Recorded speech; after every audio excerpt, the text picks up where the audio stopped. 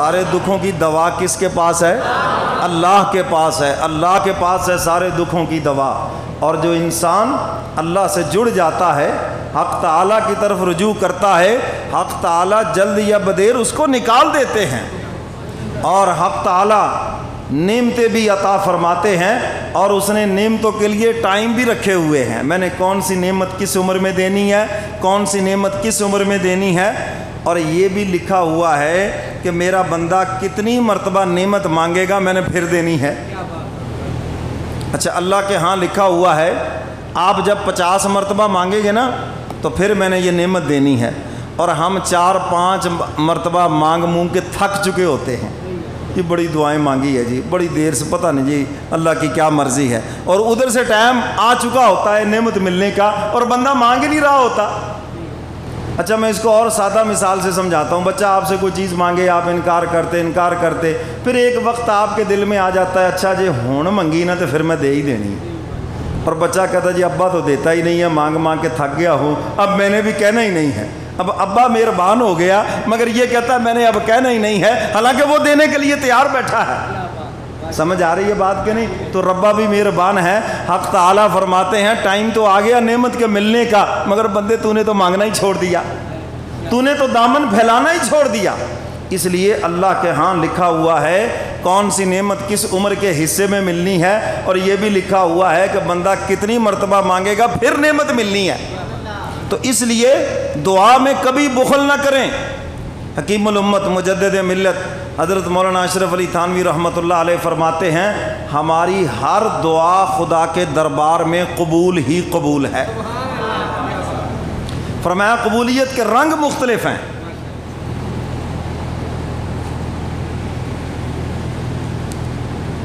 ہر دعا خدا کے دربار میں قبول ہے۔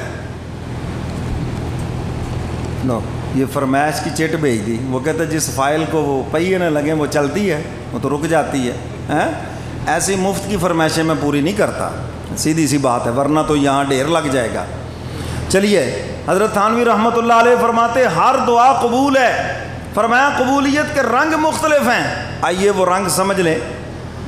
اللہ اکبر، کبھی بندہ اللہ سے کوئی چیز مانگتا ہے، حق تعالیٰ بعین ہی وہ چیز عطا فرما دیتے ہیں، اور یہ معاملہ ہر بندے کی زندگی میں ہوتا ہے، اور پھر بندے کہتے بھی ہیں یار آج میں نے یہ چیز مانگی، یار کو بڑی چیز مانگ لیتے ہیں، کیوں جی ایسے ہوتا ہے یا نہیں ہوتا؟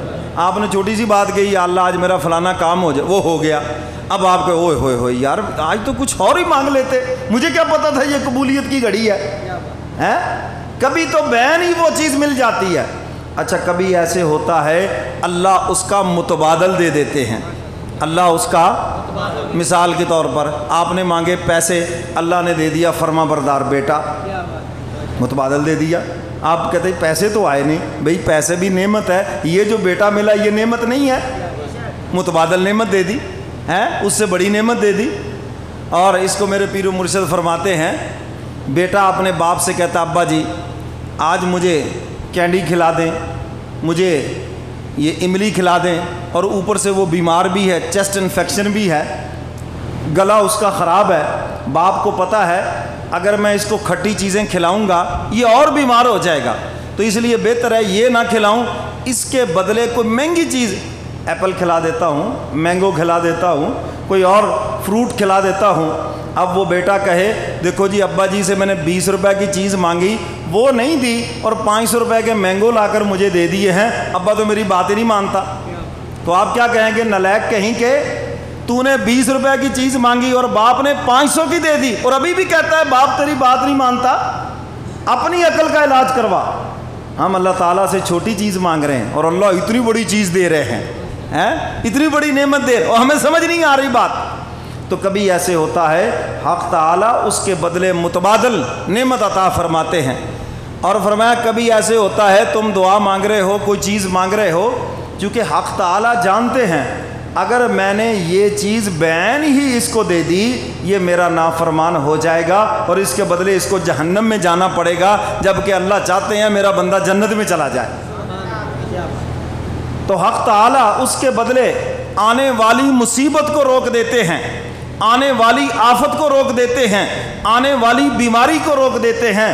وہ تو دعا کے اندر چھوٹی چیز مانگ رہا تھا، اللہ نے بڑی چیز اس کو صحت عطا فرما دی، اللہ نے بڑی آفت سے اس کو بچا لیا، اس سے بڑی نعمت عطا فرما دی۔ فرمایا دعا تو اس کی قبول ہو گئی۔ اور فرمایا کبھی ایسے ہوتا ہے دعا کا دنیا میں کوئی نتیجہ ظاہر نہیں ہوتا، حق تعالیٰ اس کو آخرت کے لیے ذخیرہ کر لیتے ہیں۔ اور فرمایا بندہ جب اللہ کے دربار میں آتا ہے، حق تعالیٰ اپنے بندے کو بلاتے ہیں اور فرماتے ہیں میرے بندے تو نے دنیا میں اولاد مانگی، میرے خزانے میں اولاد کی کمی نہیں تھی، کوئی کمی نہیں تھی، لیکن مجھے علم ہے تیری اولاد نے تیرا نافرمان ہونا تھا، ہو سکتا ہے تیرا بیٹا تجھے قتل بھی کر دیتا، اس لیے میں نے یہی مناسب سمجھا کہ تجھے دنیا میں اولاد عطا نہ کروں، اس کے بدلے میں تجھے جنت کی اولاد عطا کروں، جو پیدا بھی جنت میں ہوگی، رہے گی بھی جنت میں، اور رہے گی بھی تیری آنکھوں کے سامنے، تیری آنکھوں کی ٹھنڈک بن کے رہے گی۔ خوش ہو جائے گا، واہ مولا یہ تو آپ نے کمال کر دیا۔ پھر دوسرے کو بلائیں گے، ادھر آؤ بھائی، پیسے مانگتا رہا ساری عمر، یا اللہ اتنا سرمایہ ہو جائے، تو کیا سمجھتا تھا میرے خزانے میں کوئی کمی ہے؟ تو کیا سمجھتا تھا؟ حدیث قدسی ہے، حق تعالیٰ فرماتے ہیں میرے خزانوں کا تو یہ عالم ہے، اول و آخر سب آ جائیں ایک میدان میں، جو زندہ ہیں وہ بھی آ جائیں، جو فوت ہو چکے وہ بھی آ جائیں، اور جنہوں نے قیامت تک آنا ہے وہ بھی آ جائیں، اور سب ایک میدان میں آ کر مجھ سے اپنی مرادیں مانگے، جو جس کے جی میں آتا ہے، کوئی دنیا کی بادشاہت مانگے، کوئی دنیا کے خزانے مانگے، جو جس کے جی میں آتا ہے مجھ سے مانگ لے۔ اللہ فرماتے ہیں میں سب کو عطا کر دوں۔ فرمایا سب کو دینے کے بعد میرے خزانوں میں اتنی بھی کمی نہیں ہوگی جتنا کہ چلتے ہوئے سمندر میں سے کوئی سوئی ڈبو کے نکال لے۔ اب سوئی ڈبو کے نکالیں تو سوئی کے اوپر ایک چھوٹا سا پانی کا قطرہ نظر آ جائے گا۔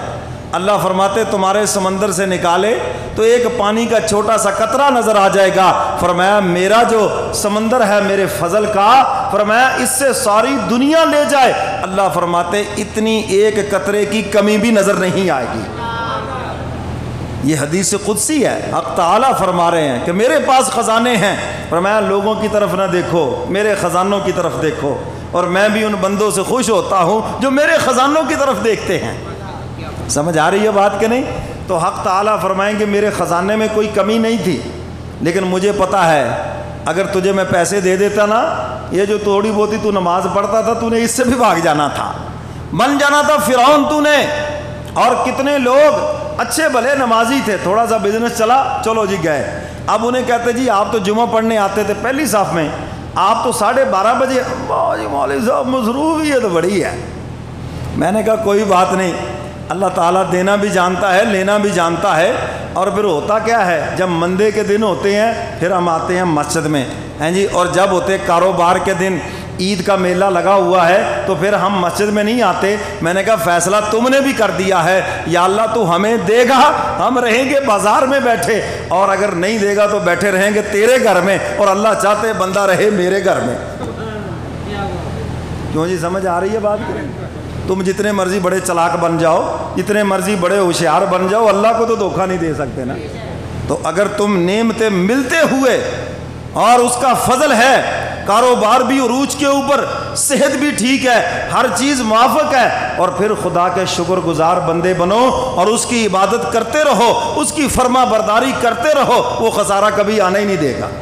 اگر میرا بندہ جب میرے ساتھ جڑا ہوا ہے تو مقصود یہی ہے کہ بندہ اللہ کی رحمت سے جڑ جائے۔ جب یہ جڑا ہوا ہے تو اللہ پھر ازمائش بیماری آنے ہی نہیں دیں گے، یہ تو پہلے ہی جڑا ہوا ہے۔